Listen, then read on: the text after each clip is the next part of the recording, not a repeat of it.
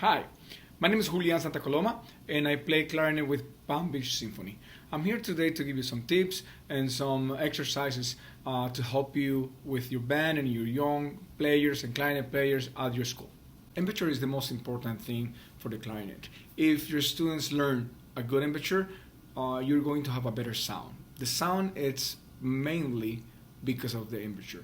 So today we're going to be talking about that. So for this exercise, is beginners or advanced, it doesn't matter if you have intermediate or students that already play the clarinet. What you need to do is get them the mouthpiece with the barrel only.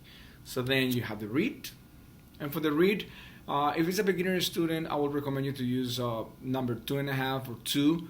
I recommend the Rico Royale reeds or the Rico reeds.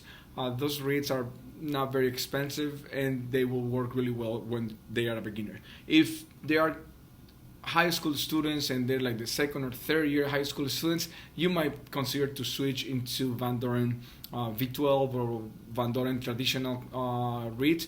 Just remember that the Van Doren reeds are much better reeds. They are more expensive than the Rico Royale. However, the strength, the number, is a little harder than the regular one. So a 2.5 in a Rico Royale will be more or less like a 3 or 3.5 in a Van Doren reed. So for this exercise, you're going to have your mouthpiece, the barrel only, as I said. Then you're going to place the reed. Make sure the reed is placed and it lines up perfectly with the mouthpiece. It doesn't have to be something that is higher or lower. So once they put it, they put the ligature. One thing that I always tell my students, because they see my ligature and it's an inverted ligature. There are two types of ligatures. One that is inverted, like this one, and the screws are on top, and the traditional one where the screws are at the bottom. It doesn't matter which one they use. Normally they have the traditional one.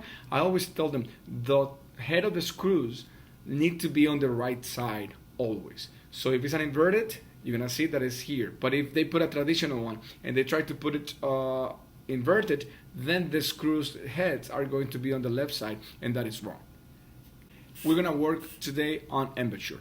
Is one of the most important parts is embouchure. So now your upper teeth are extremely important. A lot of clarinetists and a lot of young players, they don't like the sensation of the teeth on the mouthpiece. So what I'll suggest is for them to buy a pad. So you can search for this in Amazon or any other music store. They're just called mouthpiece patches or pads, and then it's like a sticker. You put them there and this soft rubber, so then it reduces the vibration. After you have this, so you're going to place, you're gonna tell them, students, you're gonna place your upper teeth on top of the mouthpiece, like around 3/4 of an inch, and they need to make sure they grab the mouthpiece and put a little bit of force to the mouthpiece. It has to hold the mouthpiece. The lower lip, you're going to fold in your lower lip, okay? Teeth on top, fold. Then the corners of the mouth, you're going to push them toward the center, like saying "oh." That will bring down your shin. This is extremely important. If your shin is down, your muscles are pushing down, mostly like if you're doing this, "oh." That is going to help the vibration of the reed. If these muscles push up, it's going to put extra pressure on the reed, and the reed is not going to vibrate freely. It is just like if I'm talking and I place my hand gentle here. Now you can see that I'm putting a little bit of pressure. I can keep talking and nothing changes. If I put pressure here, then my sound changes. And this is extremely important that they do not go up with the lower lip and the chin. These muscles need to go down. So teeth on top.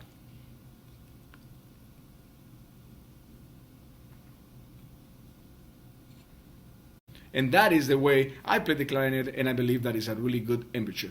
Corners, down, teeth on top. The upper teeth folds a little bit to kind of put a little bit of grab on the mouthpiece.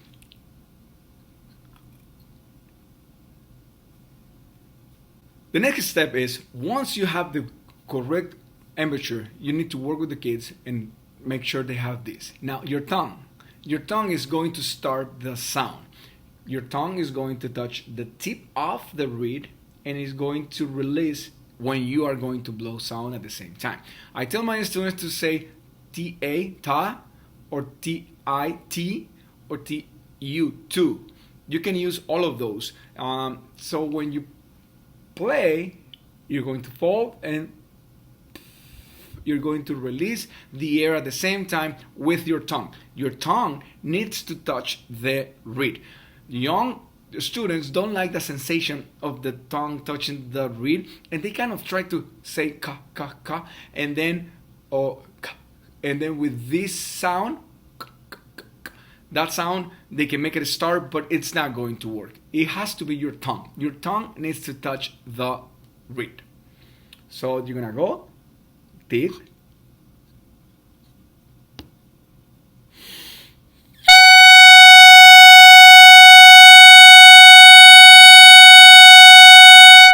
And you're going to tell them to just blow the air across, with your diaphragm, and keep pushing that air until they have no more air. You don't need to count whole notes or quarter notes, anything. Just hold them and have them in the group. Have them just all the clarinets.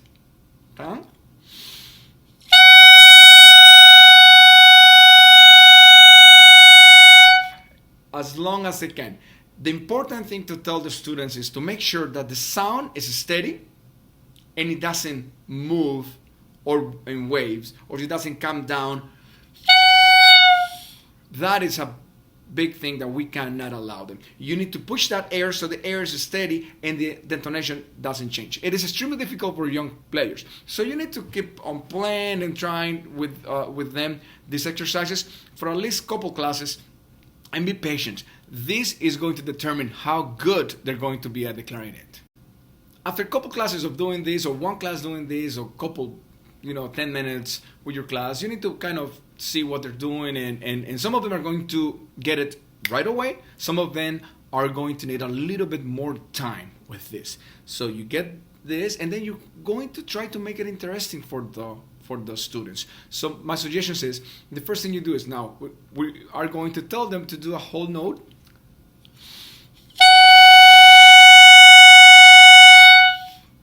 Then, after everybody does a whole note, we're going to break it into half notes. So 2 half notes.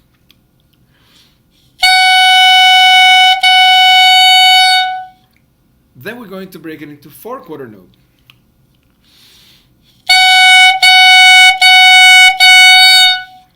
And then we're going to break it into eighth notes. Eighth notes, I will not do eighth notes.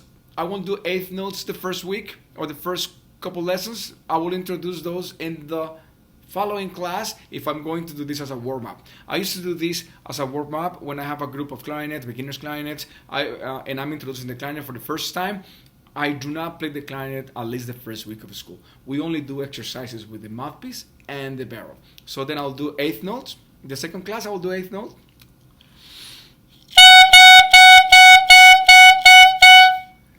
And then you start whole notes, half notes, quarter notes, eighth notes. For this exercise, I have a regular metronome, an app, and I put it at 60 quarter note. Now, once I have it at 60, I normally, when I teach a big group, I like to put an input and just amplify my metronome, or you can use a metronome from the internet and put it in your Promethean board.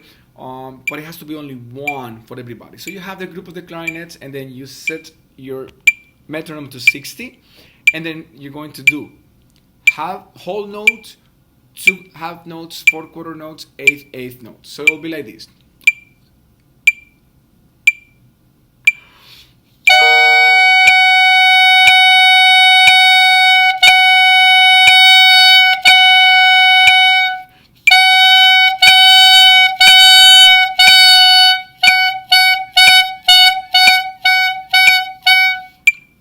very difficult. And notice that even for me to keep the sound steady, if I'm not paying attention, it sounds a little funny. So this is a great exercise. Now, after this, what I will do is I will divide the class and I will write down whole notes for some, half notes for some, and quarter notes for some, and eighth notes for other group of students. And then I will put them together and kind of like an ensemble. So with this, the next step that I normally do is I create an ensemble with my class of clarinet the first week of school, just playing with this.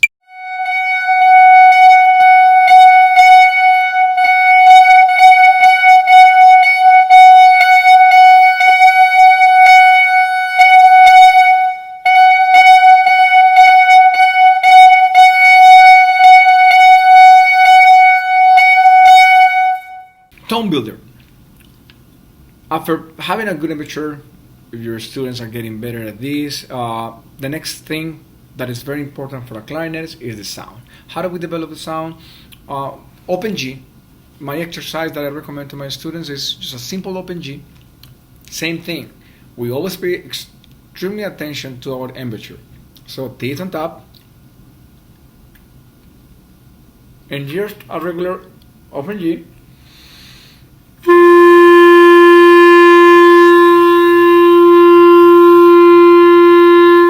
Your right hand is extremely important because one of the biggest mistakes that we have with young players is the thumb rest.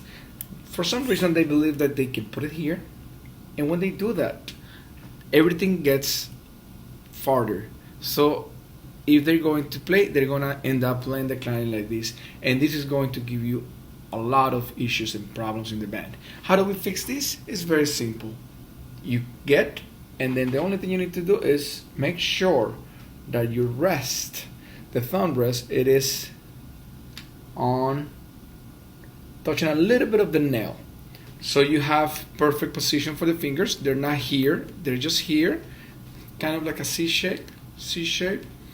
Tell them to get the clarinet, put them in front of them, just like this.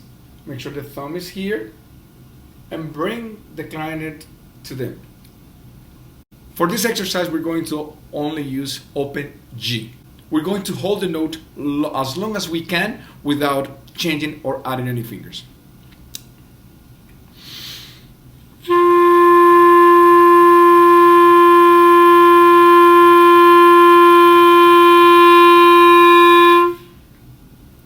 One more time.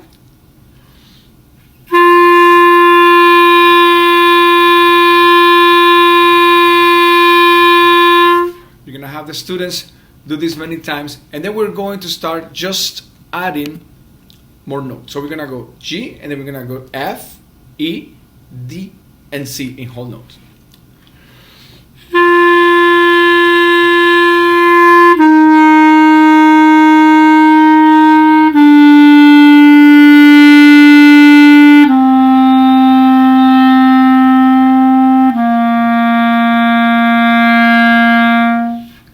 Just those 5 notes.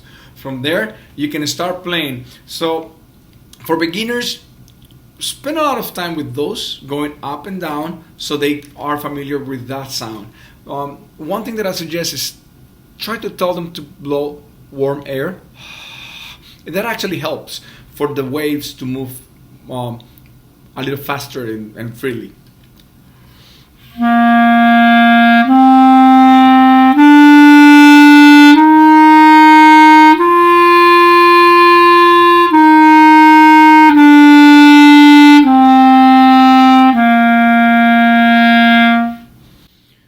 I spend a lot of time with my young students just with those 5 notes. Adding a little bit more of more fingers to the clarinet. The clarinet is a very particular instrument because it has some pads, but it also has holes, so your fingers become the pads. That is the reason why young players have a difficult time trying to jump into the higher register, because the fingers are not covering the holes completely. So keep that in mind, that the fingers need to make sure they cover the holes completely. So once you have that, so how do we fix this, we're going to add more fingers, but instead of going up, we're going to come down.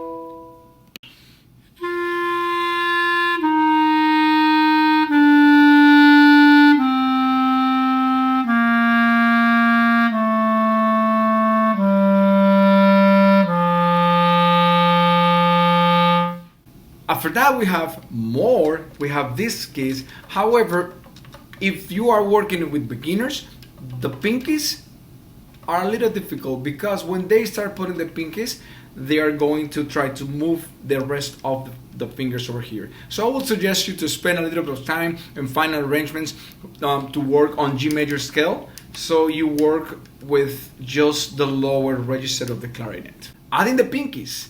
So you have the pinkies, you have a lot of keys, and this is a little confusing for the students because one key moves the other one and vice versa.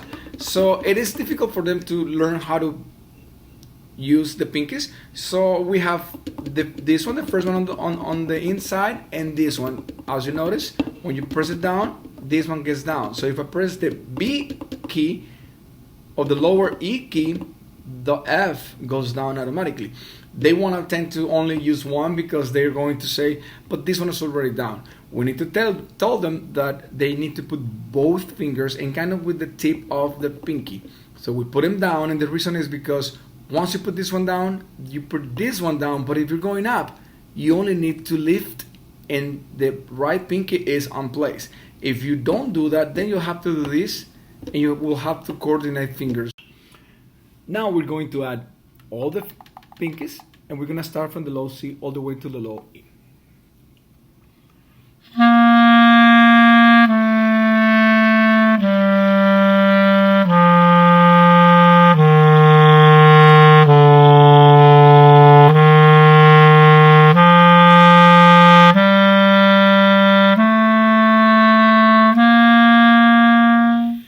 I will spend some time with those and then making sure those pinkies are getting the sound and getting down at the same time. And this is a little difficult for some young players. Some might get it right away, some might not. So you are going to have to spend some time on this exercise. Going to the high register in the clarinet. It is very difficult. The clarinet goes from having only one note playing A, and then you need to go to the high register. It's the most challenging part of the clarinet for young students and young players, and we have to work a lot on this and in a different way. The approach that I always do with my young players is instead of going up, we're going to go down. However, we have couple exercises before we try to achieve the break that are going to help you and your students get better when it's time to reach the break. One of the exercises is we have the A. The shape of these keys are like an eggshell. That means you're not going to press the keys with this part of your finger, but with the side of your finger. So these keys are supposed to be played like this. So one exercise that I like to do is F sharp, and we're going to go to A. And a young player will go F and then will jump to A. But if they do that, they're going to have G in between.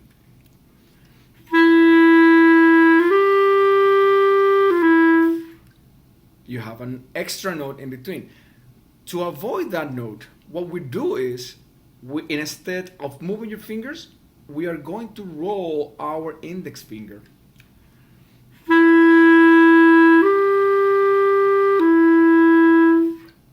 Get it? Now your wrist is the one that is going to do the work. For this exercise, you do not move your finger, you move your wrist.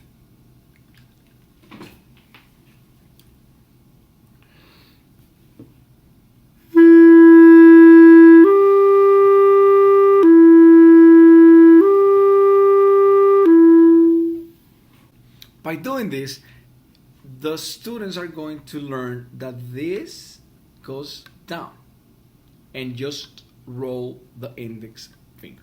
After that, we're going to start adding more notes and coming down. It's an exercise that I do. So you start from F sharp, then you go to A rolling, F sharp, then you go back to A, but then you go to E, A, E, A, then you add D, D, A, D, A, then C, A, C, A. This exercise takes a little bit of time for the students to get it, but it will help them learn the movement of your wrist and your index.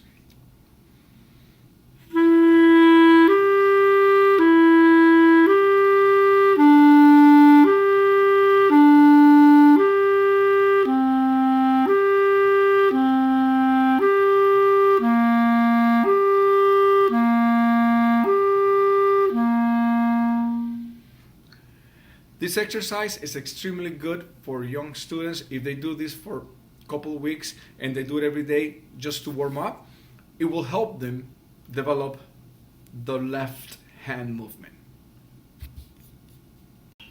After the students learn the left hand movement and they know how to go down with the fingers all the way to the low E, and they know how to roll their index to play the A, then they are ready to move to learn how to do the break and to go to the upper register of the clarinet.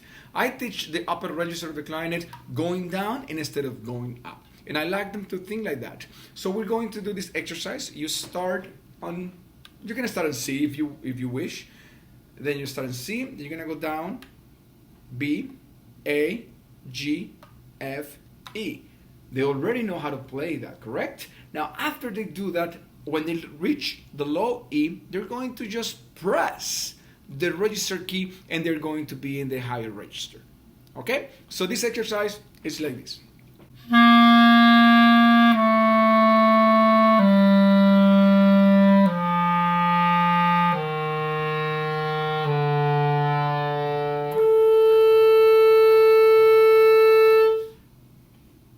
Playing the upper register in the clarinet, it is challenging for anybody, especially for young students in middle school and beginners in high school. The way I teach the upper register of the clarinet, once they learn how to do the break, okay, and they already got this notes, so they're going to come down to the low E, press that, and then from there they're going to start lifting fingers going up. Notice that in the upper register of the clarinet, the air needs to be blown faster. The velocity, the speed of the air needs to be faster. I like to think and tell my students that it's just like if you have a candle and we are putting that candle away from you. So when you're blowing, you need to blow a little faster air. Not more air, not harder air. If normally young players blow a lot of air and the intonation goes down and gets out of tune. So that's why those high notes, they're always flat. They're always flat because a lot of air is being blown into the clarinet, so the intonation goes a little bit down. Now, the problem with this is that they try to fix it and they try to bite to make the high notes sharper, and that the only thing that it does is destroys the sound and make it sound like an ugly, bright sound. So they're going to go down.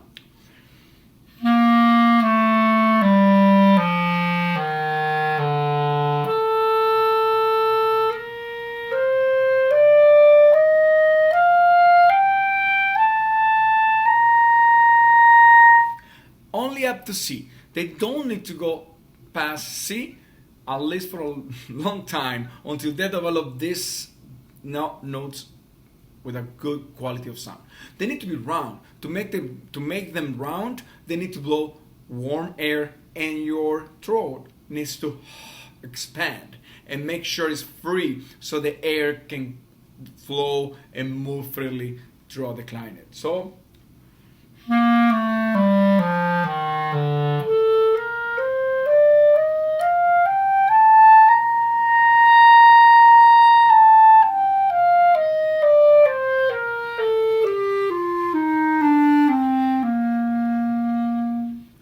So when they play the clarinet, they need to think on sound, make it round. The break.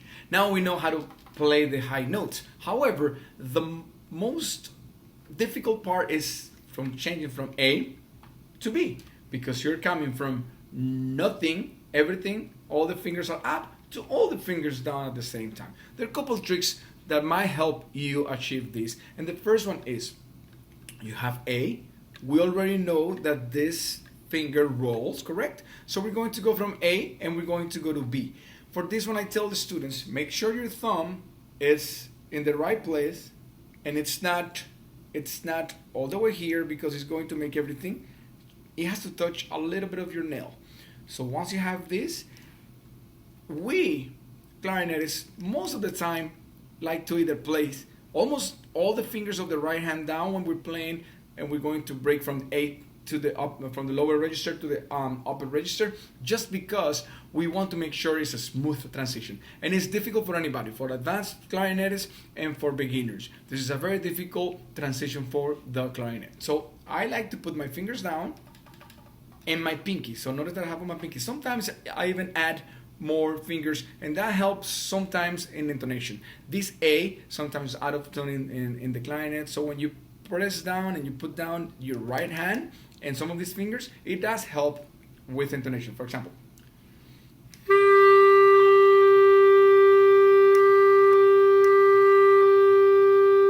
it does help a little bit and it changes, but it all depends in the clarinet. But it gives you better transition from A to B, and the sound will sound better. And even if it's a little bit out of tune, and most of the time, it actually helps those notes sound a little darker and better. So the next step is, now we have the A and we're going to go to B. So we go A, B.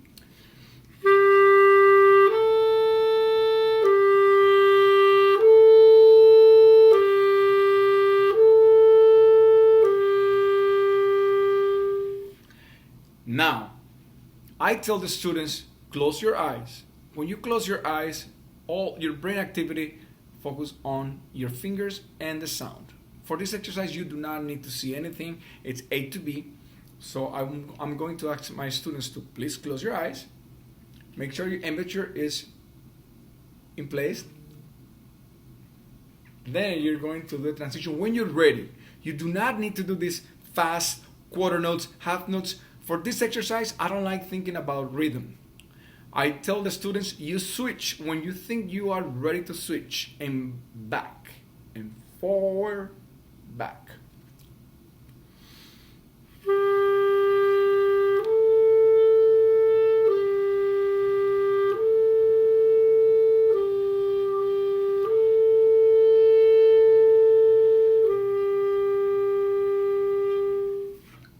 Sometimes I don't press my hand completely, but keep my fingers. My pinkies are touching the keys without even pressing them down yet. Developing a good sound in the clarinet is very difficult and requires a lot of practice. One exercise that I like to practice is 12 tones intervals. So to do this, the clarinet is one of the instruments that is not built and it wasn't designed in octaves. So a lot of the instruments have this key, saxophones and other instruments have this key, and it's called the octave key. In the clarinet, it is not called the octave key, it is called the register key. And the reason why is because once you press that note, you're not going to go to the octave automatically. You're going to go to the 12.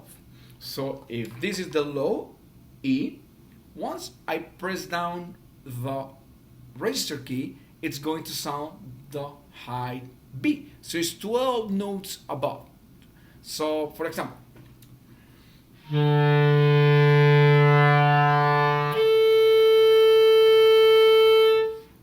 and that is going to give the 12. In a regular, and in the saxophone, when you press this key, you'll get the octave.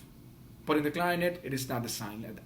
That's why it's a little bit more difficult to play in octaves in the clarinet, because it's not the same position. You need to actually play different notes. So keep this in mind when you tell your students, just play an octave higher. It is difficult for young students to just play an octave higher. It is much easier for a saxophone to play an octave higher, because the only thing they need to do is press the octave key and everything will be an octave higher, or vice versa.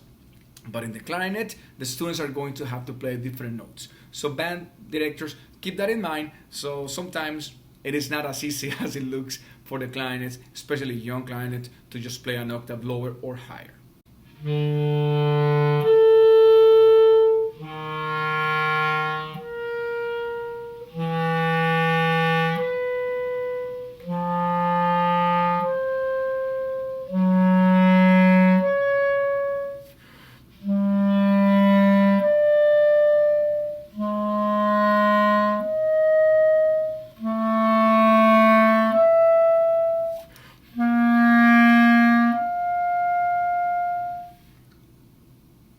They can continue higher if they wish, but I will start with only those notes at the beginning and start adding more with time, because it does take a little bit of time. I'm doing it fast, but in reality when I'm practicing this, the idea is to practice it slowly and make sure you push a little bit more air when you're about to switch into the higher register. So I'm going to play it now like if I'm practicing this exercise for myself.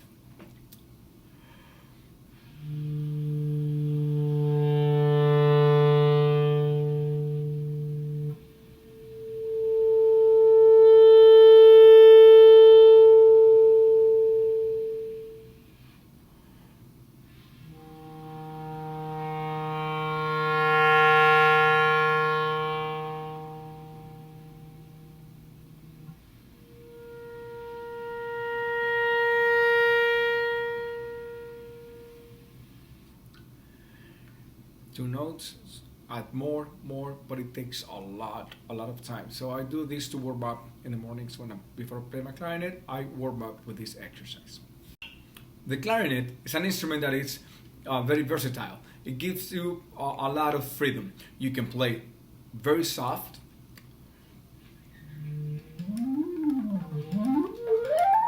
or you can play very loud. So these particular abilities of the clarinet gives you freedom to play different types of music, from classical to klezmer to jazz to folk music. So when we play the clarinet, one of the most important things and nice things about the clarinet is not only that we can play very fast, but we can actually play with staccato and very agile staccato. However, we need to practice this staccato. The staccato exercise that I'm going to show you right now is a very basic one and very simple one, but it does help students and clarinet players develop their staccato technique.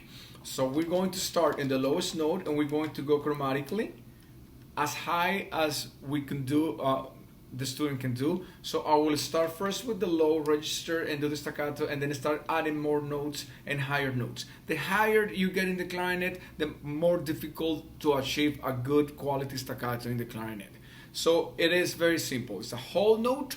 We're gonna put a metronome. You're gonna put it in 60, and then you're going to put it at 60, and then you're gonna have a whole note. You're gonna break it into half notes, then quarter notes, then eighth notes. And if the player is more advanced, you can even break it into triplets and then sixteens.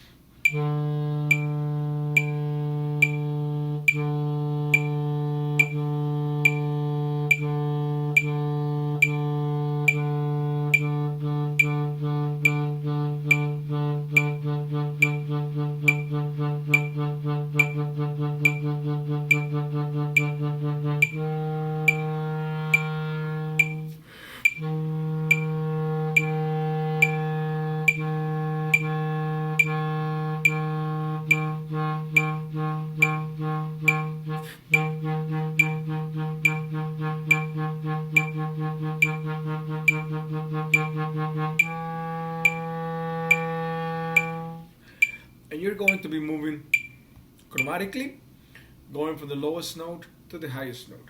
Notice that every time you move above and go high, it becomes a little more difficult for you. So one tip is make sure your tongue is always relaxed. It cannot be stiff, because then you're going to be tired. You need to make sure it relaxed, and then you kind of control your tongue with the air. Think about the air moving your tongue, not you moving your tongue. The only thing you're going to do with your tongue is to control it. Okay, but it's the air that is going to move your tongue. So you're going to be going higher. The higher you go, the more difficult it is.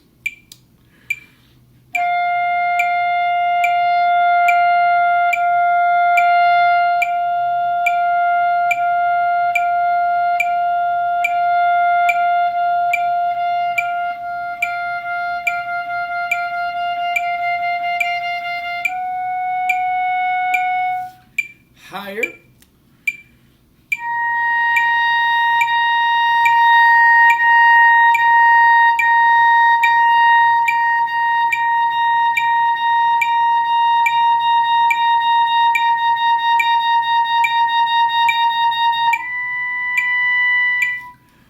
always keeping the bottom of your tongue relax, always down.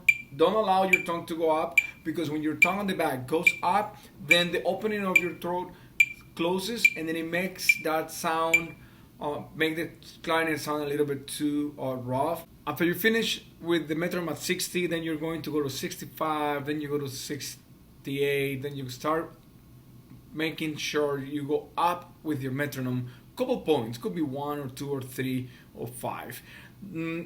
The goal here is to start getting better at this in a faster tempo. So start at 60 is very slow, and then start adding, going higher and higher until you reach like around 90 or 100 or 120 or even more. So for example,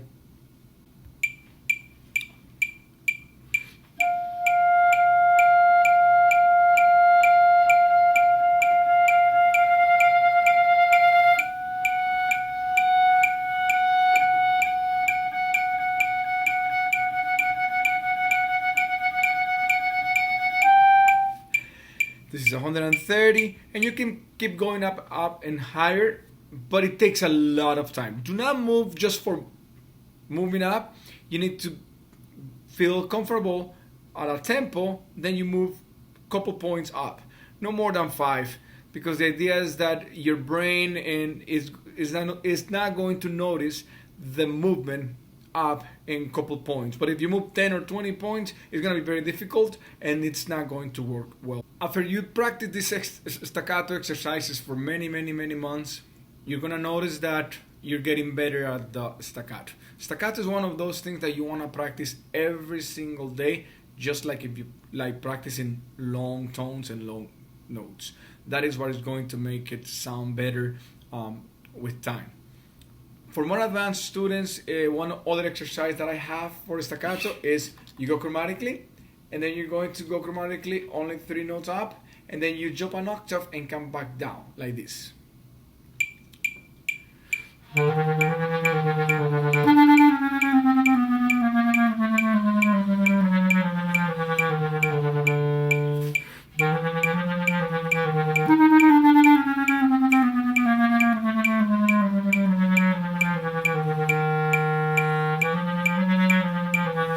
And so on and so on. This is 136, but I can go up, actually go higher. This is not a very difficult exercise, but it's an exercise that I like to do because your tongue will get like wake up your tongue. So sometimes I go just for fun. 152.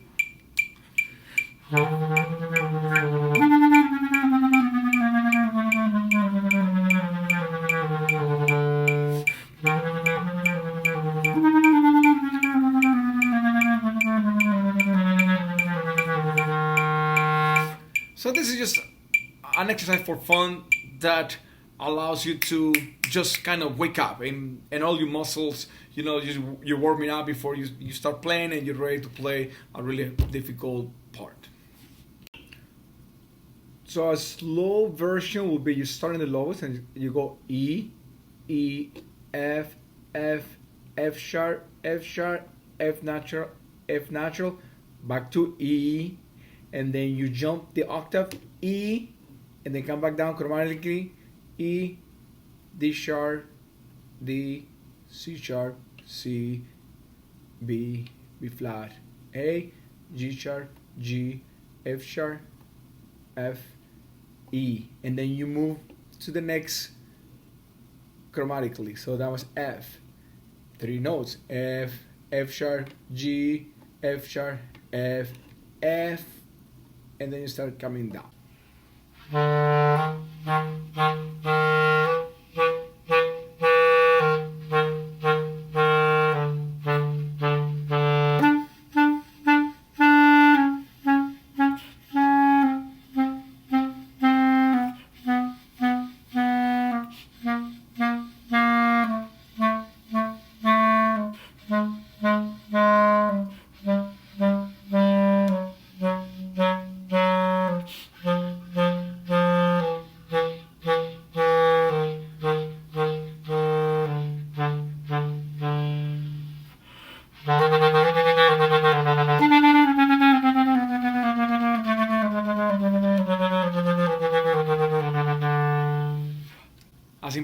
as the staccato is the legato.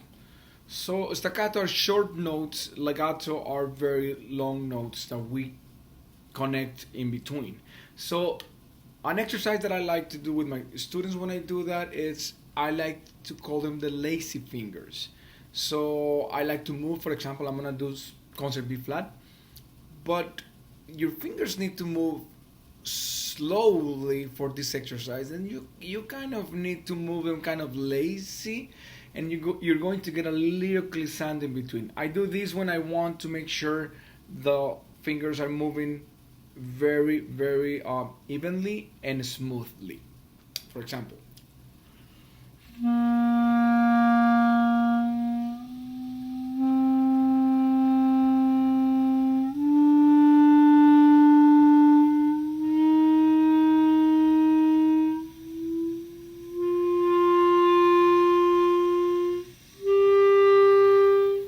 so when I do that, it actually helps your brain know how much force you're going to put into your fingers and your air. So then I play it normally.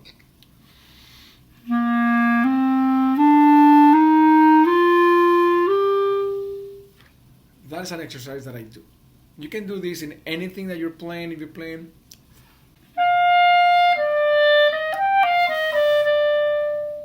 so I'm gonna work on that.